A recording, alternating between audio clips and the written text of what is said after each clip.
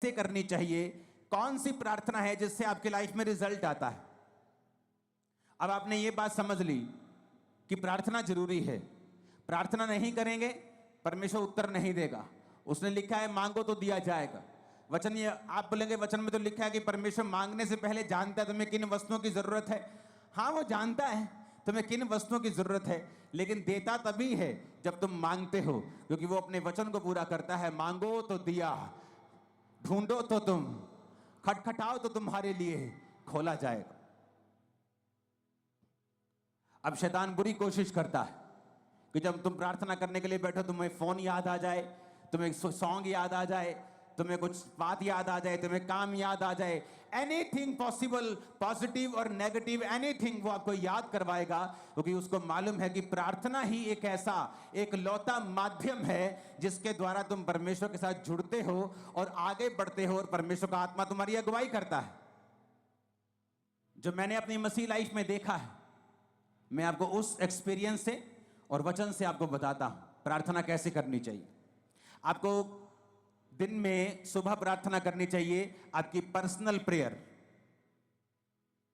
जिसमें आप सिर्फ अपने लिए, अपने परिवार के लिए, अपने काम के लिए, अगर आप पास्टर हैं तो अपनी सेवकाई के लिए आप प्रार्थना करते हैं। अगर आप सुबह 1.5 घंटा प्रार्थना करने के लिए बैठे हैं क्योंकि उसके बाद आपको काम पे निकलना है, तो आपको पौना घंटा प्रार्थना करनी है, 45 मिनट।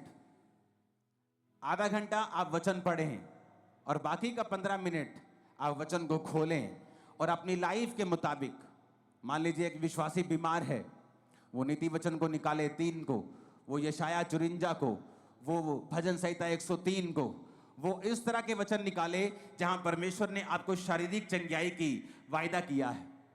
आप उस वचन को पढ़ें कि परमेश्वर तेरे वचन में लिखा है।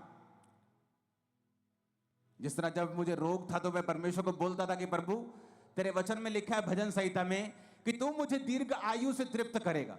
तो मैं प्रभु से बात करता था, लड़ता था, जैसे फाइट करते हैं। किससे? वचन से। इमोशनल फाइट नहीं, उसका कोई फायदा नहीं। वचन से फाइट करना। परमेश्वर कहता है वचन से अपने प्रमाण मुझे दो, सबूत दो मुझे। क्यों मैं तुम्हें चंगा करूं, क्यों तुझे बच्चा दूं, क्यों ब्लेस करूं, सबूत दो। क्या है सबूत? सबूत वचन है।